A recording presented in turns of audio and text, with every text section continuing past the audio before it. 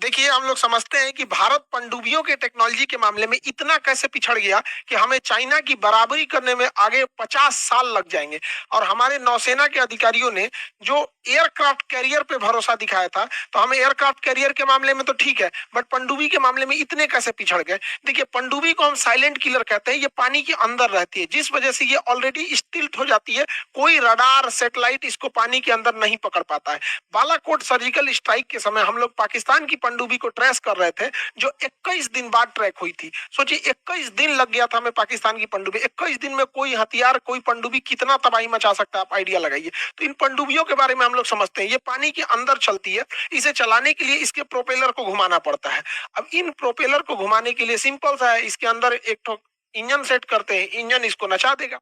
हम लोग एक इंजन लगा देते हैं, लेकिन जब इस पनडुब्बी को पानी के अंदर ले जाते हैं तो इंजन काम ही नहीं करेगा, क्योंकि इंजन को धुआं निकलने के लिए भी चाहिए और इसको एयर भी चाहिए, क्योंकि बिना ऑक्सीजन के तो फ्यूल जलेगा नहीं यहाँ पर। तो पनडुब्बी को अंदर कैसे लेके जाया जाए, यहाँ पर अंदर तो काम ही नहीं करेगा। तो फिर सोचा गया कि चलिए हम एक डीजल इंजन लगाते हैं, क्योंकि पेट्रोल इंजन में तो उतना पावर होता नहीं है, डीजल इंजन में ज्यादा पावर होता है। तो एक डीजल इंजन लगाते हैं, पनडुब्बी को आधा ऊपर रखते हैं और यहाँ ले आके यहाँ से ऊपर ऑक्सीजन ले लेंगे, धुआं छोड़ देंगे यहाँ पे, पनडुब्बी चालू हो जाएगी, काम करना लग जाएगा, इंजन तो काम ही कर देगा। लेकिन आप बताइए, जब यही करना था तो फायदा क्या है, तो काम तो शिप भी कर सकता था। पनडुब्बी का मेन काम है नीचे जाना है, नीचे गया तो ऑक्सीजन खत्म, यहाँ पर ऑक्सीजन बिना इंजन चल ही नहीं सकता है यहाँ पे। तब क्या किया जाएगा, तब इसके लिए हाइब्रिड टेक्नोलॉजी लाया गया। हाइब्रिड टेक्नोलॉजी में पनडुब्बी को सतह के ऊपर लाया गया और डीजल इंजन चालू किया गया। डीजल इंजन चालू करके इसके अंदर बिजली बनाया गया, उस बिजली से बैटरी को चार्ज किया गया। तो बैटरी चार्ज हो गई। अब इस बैटरी के दम पर जब इसको अंदर जाना हुआ तो इंजन बंद करके अंदर चला गया और अंदर इसको बैटरी के दम पे ले जाया गया। यानी हाइब्रिड सिस्टम है, डीजल इंजन भी काम करेगा, बैटरी चार्ज होने के बाद पनडुब्बी अंदर चली जाएगी।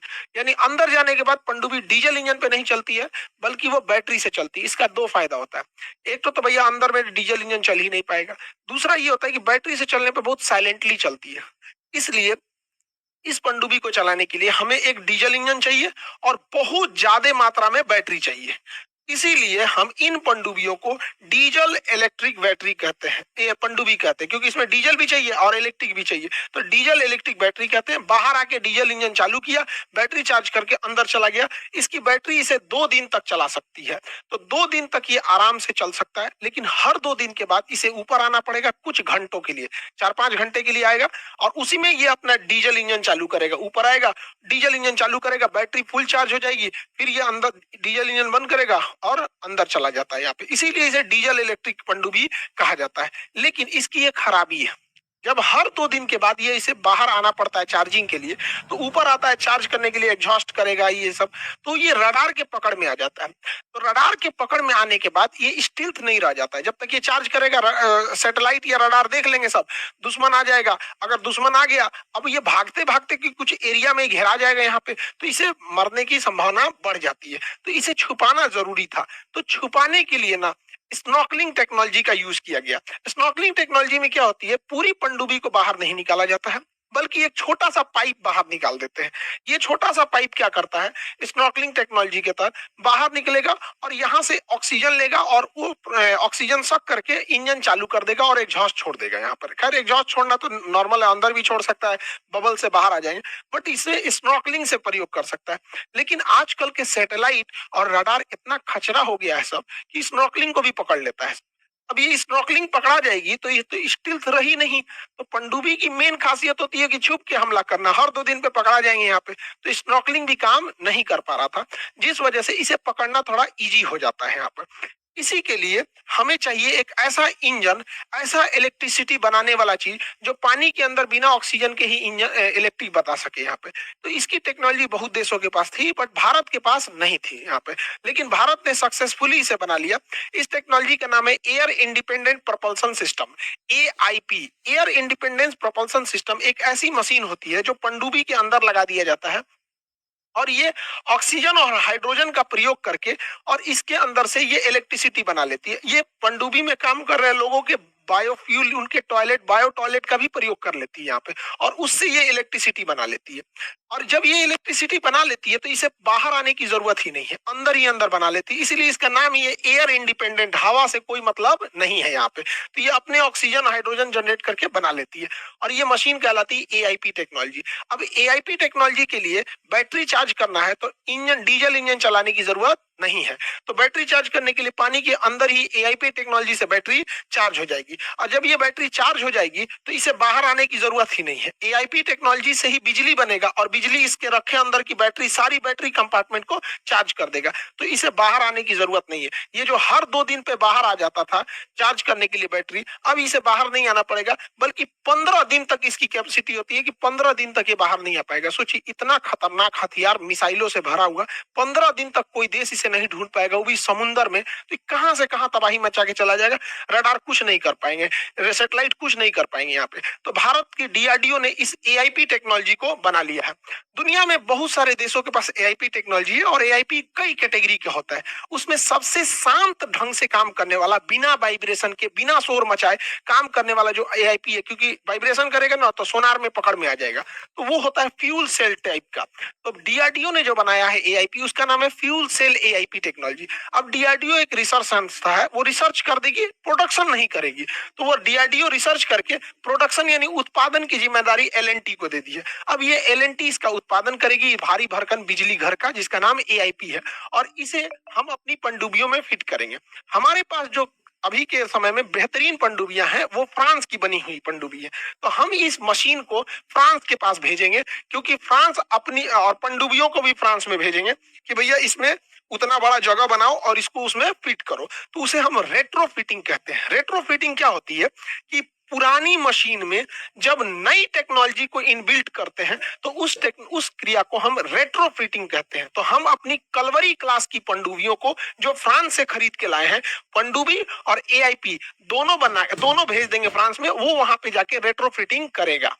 तो जो हमारी पुरानी कन्वेंशन पनडुब्बियां थी, कन्वेंशनल पनडुब्बियां चाहे पूरी तरह से बाहर आए या स्नॉर्कलिंग करें, हर 2 दिन पे आएंगी और सैटेलाइट से पकड़ में आ जाएंगी, इसलिए इनका कोई खास रोल रहा नहीं आज के जमाने में। तो इसलिए एआईपी जरूरी है। एआईपी से ये 15 दिन बाद निकलेंगी, तो 15 दिन तक छुपे हुए अपने मिशन को कर सकती है। एआईपी का भी बाप है न्यूक्लियर सबमरीन।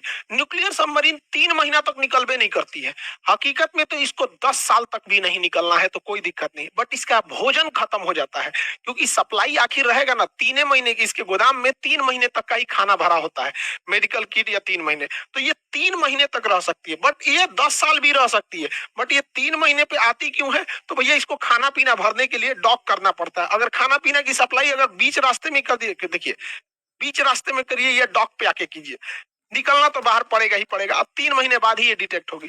बट सोचिए 3 महीने तक गायब रहिएगा आप पूरे समुद्र के अंदर, कहां से कहां चला जाएगा, दुनिया का चक्कर लगा के चलाएगा। तो सबसे बेहतरीन हो जाती है, वो होती है न्यूक्लियर सबमरीन। तो कन्वेंशनल हर 2 दिन पे निकलेगी, एआईपी टेक्नोलॉजी वाली 15 दिन पे निकलेगी, और ये 3 महीने से भी ज्यादा रह सकती है भोजन के वजह से। अब ये जो सबमरीन होती है न्यूक्लियर सबमरीन, ये भी 2 टाइप की होती है। न्यूक्लियर सबमरीन में कुछ सबमरीन अटैक सबमरीन होती है, जो टॉर्पीडो मारती है। पानी के अंदर चलने वाले मिसाइल को टॉर्पीडो कहते हैं। ये टॉर्पीडो मारती है, अंदर अंदर अटैक करती है, टॉर्पीडो मार के किसी भी दुश्मन के शिप को गिरा देती है। यहाँ देखिएगा आप, ये टॉर्पीडो के आने का निशान भी है, यहाँ पे आपको दिख रहा होगा, यहाँ पे टॉर्पीडो आके इसे हिट कर दिया है। तो इसे हम अटैक सबमरीन कहते हैं। ये दुश्मन के शिप या दूसरी पनडुब्बियों को मार के गिरा देती है। और एक होती है न्यूक्लियर सबमरीन में ही मिसाइल सबमरीन। तो वो अटैक नहीं करती है, बल्कि उनके ऊपर में ना मिसाइल ट्यूब्स रखे होते हैं यहाँ पर, और इसमें से अचानक मिसाइल निकलता है और धड़ाधड़, देखिए समुंदर है, नीचे क्या दिख रहा है? समुंदर। कहां से मिसाइल आ रहा है किसी को पता नहीं, और ये मार के किधर चली जाएगी पता ही नहीं चलेगा। तो ये जो होता है ना, ये दूसरे देश को डराने के लिए होता है। किसी देश के आगे ले आके समुंदर के नीचे खड़ा कर दीजिए अपना न्यूक्लियर मिसाइल सबमरीन, मारेगा, परमाणु बम वगैरह मार देगा। इससे फायदा क्या होता है कि हम लोग सेकंड स्ट्राइक कर सकते हैं। जैसे हमारे देश के ऊपर अचानक 30-40 परमाणु बम मार दिया कोई, पूरा देश उड़ जाएगा। तो कौन हमला करेगा? जवाब कौन देगा?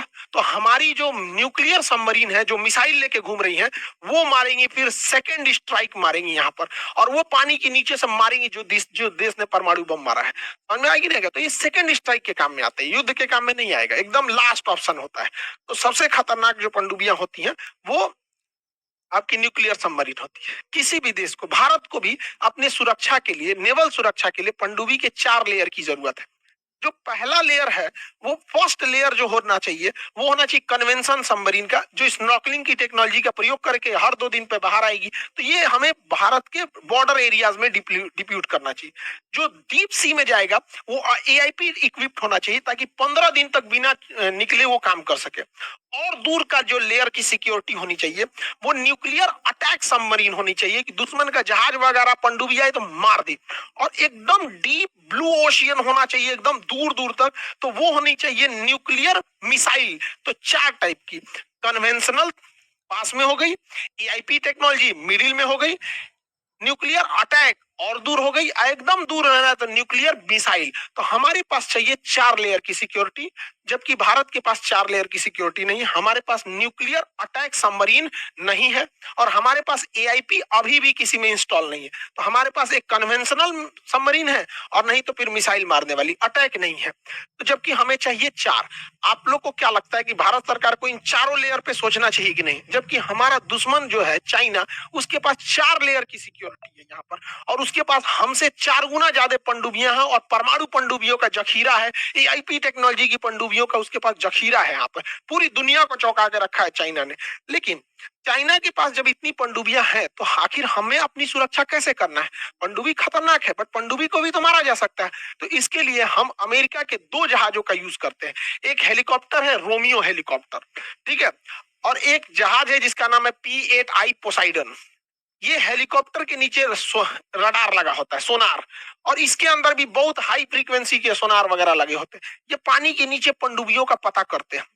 और अगर मान के चलिए इन्हें आभास हो जाता है कि नहीं, गहराई पे शायद पनडुब्बी है, तो ये सोनो सोनो वॉइस नीचे गिरा देते हैं। इक्विपमेंट होता है एक तो सोनो वॉइस। ये क्या करते हैं, नीचे सोनो वॉइस गिरा देते हैं समुद्र के अंदर। वो समुद्र के अंदर गिर के तरंगे छोड़ता है, और पता लगा लेता है कि कहीं कोई पनडुब्बी तो है कि नहीं यहाँ पे। तो अगर कोई बाहर से स्नॉर्कलिंग से जांच कर रहा होगा, या बाहर निकल के चार्ज कर रहा होगा, तो उसको पकड़ लेगा। लेकिन एआईपी इक्विप होगा या परमाणु पनडुब्बी होगी तो निकलेगी ही नहीं। तो ये ऊपर ऊपर पूरे रडार से, हाई पावर के रडार से देख लेता है, और नहीं तो सोनो वॉइस गिरा के अंदर तक में देख लेता है। और इसके अंदर पूरा कमांड सेंटर होता है, पूरा कमांड सेंटर। जैसे ही इन लोग को कोई पनडुब्बी दिखती है, कहाँ पे है, तुरंत उसका लोकेशन अगल बगल के जहाजों को दे दिया जाता है कि जाके मारो। अब जो पहले पहुंच गया वो जाके उसे मारता है। सपोज कोई हेलीकॉप्टर था, तो हेलीकॉप्टर उसको टारपीडो गिरा देगा। टारपीडो पानी में घुस के मार करने वाली मिसाइल होती है, तो हेलीकॉप्टर मार के गिरा देगा। अगर नेवी का कोई जहाज है, तो जहाज उसको मार के टारपीडो से गिरा देगा। अगर कोई पनडुब्बी उस दुश्मन की पनडुब्बी के पास है, तो वो अपने टारपीडो से मार के गिरा देगी। कोई नेवी का शिप है, तो शिप के ऊपर भी टारपीडो लगा होता है, कहीं से मार के गिरा दिया जाएगा, जहां भी पकड़ में आएगा। तो और ये जाके दुश्मन की पनडुब्बी को तहस नहस कर देता है। तो हमारे पास एंटी सबमरीन वारफेयर में हम चाइना के आगे हैं, बट सबमरीन के मामले में हम चाइना के पीछे हैं। हमसे ज्यादा सबमरीन है चाइना के पास, बट मारने की क्षमता चाइना से बेहतर है हमारे पास यहाँ पर, तो हम इसे मार सकते हैं। कई बार पनडुब्बियां काफी पास में आ जाती हैं, तो उनपे टारपीडो नहीं काम करता है, एकदम पास में आ जाएगी। जैसे यहाँ इंडियन नेवी का मान के चलिए जहाज है, और नीचे अचानक कोई पनडुब्बी आ गई, तो उसके लिए डेप्थ चार्ज का प्रयोग किया जाता है। किसी भी डिस्ट्रॉयर, कॉर्बेट या फ्रिगेट जहाजों पे देखेंगे ऐसे गोल गोल सर्किल बना होता है। अब इसको जूम करके दिखाते हैं, ये इसे डेप्थ चार्ज कहते हैं।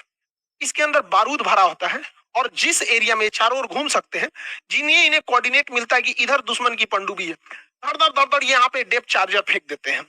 ये डेप्थ चार्जर बड़ी खतरनाक होते हैं। जब हम इन डेप्थ चार्जरों को फेंकते हैं, तो ये पानी में जाते हैं, और जब पानी में ये चले जाते हैं, तो पानी के नीचे जाते हैं 100-200 फीट नीचे। और 100-200 फीट नीचे जाने के बाद ना, ये पानी में जाकर भ्रम से फटते हैं एकदम।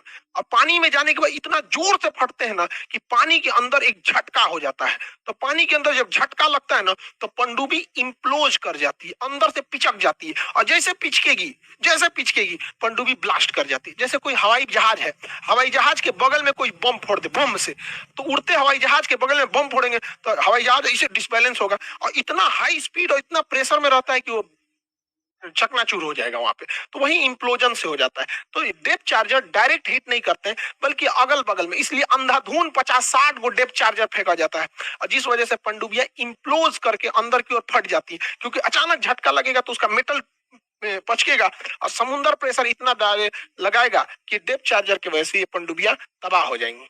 तो आप देखिए कि हमारे पास भले पनडुब्बी नहीं है लेकिन पनडुब्बी मारने की क्षमता है।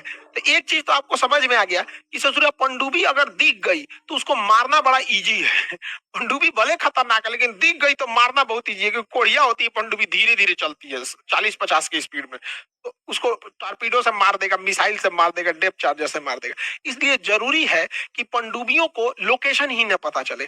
इसलिए जब पनडुब्बी गहराई में होती है तो उसका लोकेशन नहीं पता चलता है।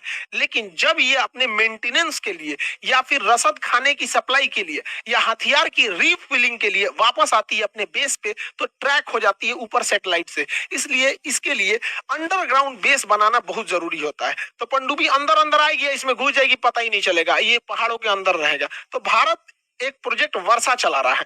प्रोजेक्ट वर्षा के तहत हम विशाखापट्टनम के पास रामबिली नामक एक जगह में हम अंडरग्राउंड सबमरीन बेस बना रहे हैं, जिससे कि पनडुब्बी अंदर आके फिर हथियार लोड करके चली जाएगी, पता ही नहीं चलेगा आया या नहीं आया। नहीं तो फिर अगर मान के चलिए भारत के पास पनडुब्बी है कोई, अगर बेस में गई तो दुश्मन को पता चल जाएगा ना कि अभी तो बेस में गई है, हमला कर सकते हैं यहाँ पे। तो ये रामबिली में इसे बनाया जा रहा है। हमसे पहले चाइना इसे बना के रख चुका है। चाइना का जो है यहाँ पे हैनान एक प्रांत है। चाइना का हैनान द्वीप चाइनी नौसेना का एकदम गढ़ है। यहाँ पे बहुत ज्यादा हैविली मिलिटराइज्ड ये द्वीप है, हैनान द्वीप। इस हैनान द्वीप के पास चाइनीज पनडुब्बियों का जखीरा है और वहां पे यूलिन नेवल बेस है। आप ध्यान से देखिए, आपको इमेज में दिख रहा होगा कि पानी के अंदर एक पनडुब्बी दिख रही होगी और ये पनडुब्बी इस यूलिन नेवल बेस के अंदर जा रही है। और यहाँ अंदर जाने के बाद यहाँ पर इसके अंदर मेंटेनेंस, रिफिटिंग, हथियार लोडिंग, खाना पीना जो भरना है भर सकते हैं यहाँ पर। तो ये यहाँ पे यूलिन नेवल बेस में है यहाँ पे। तो भारत भी इस प्रोजेक्ट पे अच्छा खासा काम कर रहा है यहाँ पर। अब नेवी में आप अक्सर एक शब्द यूज सुनते होंगे, किसी शिप को बोलता है कॉर्बेट है, किसी को फ्रिगेट कहता है, किसी को डिस्ट्रॉयर होता है, तो कोई लैंडिंग शिप होते हैं, कोई पेट्रोल वेसल होता है, कोई कैरियर होता है, कोई एम्फीबियस होते हैं। सब ये अक्सर आप लोग सुने होंगे यहाँ पे। और पनडुब्बी के मामले में अगर आप यूपीएससी मेंस लिखेंगे तो साइंस एंड टेक के पार्ट में आपको ये तो अच्छा खासा आपको लिखना पड़ जाएगा यहाँ पे कि पनडुब्बियों के लिए, क्योंकि ये ज्वलंत मुद्दा है, तो पनडुब्बी में दो चीज आप सुनते होंगे यहाँ पर कि एक प्रोजेक्ट 75 अटैक सबमरीन एआईपी वाला। तो एआईपी कन्वेंशनल मिसाइल तो समझा दिए, अब बच गया ये प्रोजेक्ट वाला। तो प्रोजेक्ट वाले को भी हम आपको नेक्स्ट वीडियो में हम आपको समझा देंगे। यूपीएससी वाले आप लोग के लिए टेस्ट सीरीज में टेस्ट सीरीज स्टार्ट है, क्योंकि देखिए अब आपको यूपीएससी जो भी आप 24 में एग्जाम देंगे, अब टेस्ट सीरीज का समय आ गया है। अब आप लोग टेस्ट सीरीज अच्छे से दीजिए। वहां पर जीएस, सीसेट का जितने टेस्ट सीरीज है वो स्टार्ट हो गए हैं। टेस्ट सीरीज पे आप लोग फोकस करते रहिएगा। और बीपीएससी 70वीं बीपीएससी जो 2024 के लिए टारगेट कर रहे हैं, वो लोग दिसंबर फर्स्ट वीक में उन लोग के लिए भी बैच स्टार्ट हो जाएंगे। और दरोगा और बीपीएससी बिहार एसएससी वाले लोग, उन लोगों के लिए 10 से 15 दिन का एक सुपर टारगेट बैच चलेगा, जिसमें प्रतिदिन आप लोग का 8 से 10 घंटा क्लास और कंप्लीटली चीजों को रिवीजन कराया जाएगा।